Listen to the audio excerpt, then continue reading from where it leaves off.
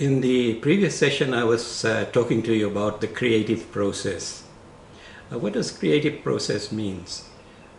Creative process means talking from the inside a story and analyzing and describing how that story got to be made.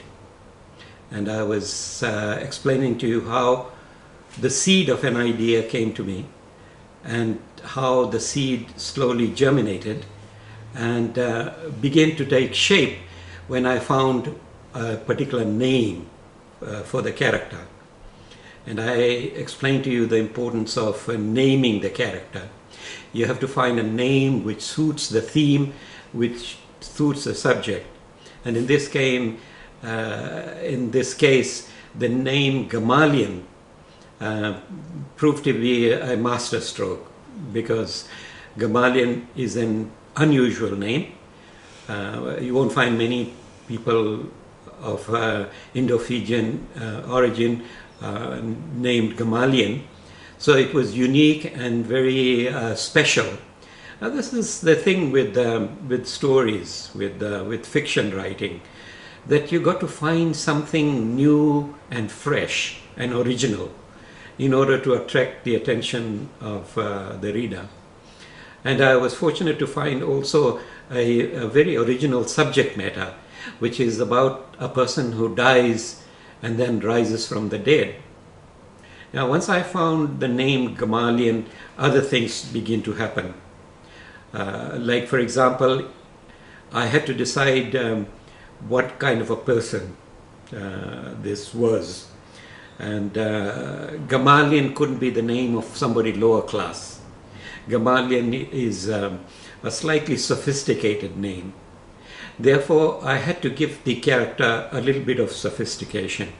Couldn't be from the lower caste, had to be from the upper caste. Therefore, I decided to make the character a Brahmin. And since I was doing some research on the indenture, I thought, why not place the character in the indenture system? That is, put her among the characters who came to Fiji from India during the indenture period. Now, this is a very important thing to do, to be able to place the character in a particular time. Now, these things are very important for moving your story, placing the character in a particular time, placing the character in a particular place. Now, I found the name Gamaliel, and now things begin to move. She came with other indentured laborers. The indenture system began in 1879, and after that 69,000 Indians came to Fiji, and Mrs. Gamaliel was one of them. Now, I had the choice of telling the story externally, that is, looking at Mrs. Gamaliel and telling her story as if I was an omniscient narrator who was looking at the events from the outside. Now, I opted to do something much more complex because the complexity of the story demanded that. I decided to get inside the head of Mrs. Gamaliel. Now, this is a technique that is familiar to those who are interested in the stream of consciousness. That is, getting into the consciousness of a particular character and telling the story from inside her mind. Now, this is complex and this is very difficult. You have to be relatively experienced to do this. It is easier to tell the story as an omniscient narrator from a distance and describe what happens to a particular character stage by stage, looking at the character from a distance. But going into the mind of the character, you got to have certain kind of self-confidence, you got to have a certain kind of understanding of the character. So I decided to look at events from inside the mind of Mrs. Gamaliel. So somewhere in the story, I begin to look at the world from inside her brain. How does she see events? Now, stories got to have events. Stories got to have action. If you just sit in the mind of a particular character, it's not going to move the story very far. You got to find and invent some events to take place. Whether you are a story writer or you are a filmmaker, events make the story, events make the film. So I got to invent some events, but these events got to be invented from within a mind. So I get Mrs. Gamalian to reflect. She is shown to be thinking about her life. And from within her mind, I see that she is thinking about her journey. How did she come to Fiji? Now that's one of the most important events in the novel, in the story. Now characters got to be given a motivation. Motivation is very important. Motivation is what moves the story forward. Motivation is what gives the character roundedness. Motivation is what makes the character do certain things. Now, what kind of motivation can I give to Mrs. Gamalian for coming in the indenture system? I had to go back to history, and there are many motivations given for characters for coming to Fiji. Some came because they were poor, some were running away from their family life, which is getting too complicated. In the case of Mrs. Gamalian, I had to find a motivation that would suit her character. Now, Mrs. Gamalian is enticed by a recruiter who says to her that she is a good-looking woman, she is Brahmin, she is fair-skinned. Now, some of the attributes of Mrs. Gamalian comes through in this process. And the recruiter says if she goes to the island, she will easily marry somebody very rich.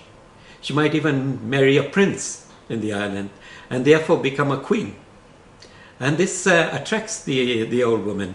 She wants to be well off. She wants to be prosperous. She wants to have money.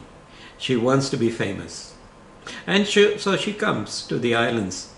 And the second event is the great disappointment when she comes. Like many other indentured laborers, she was very disappointed. She was put in a barrack, made to work in the sugarcane field. Then, she was not easily one to surrender.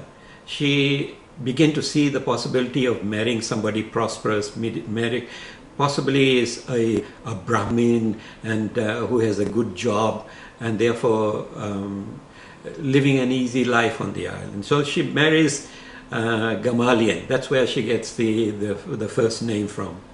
But Gamalian does not give her any of the things that she wants.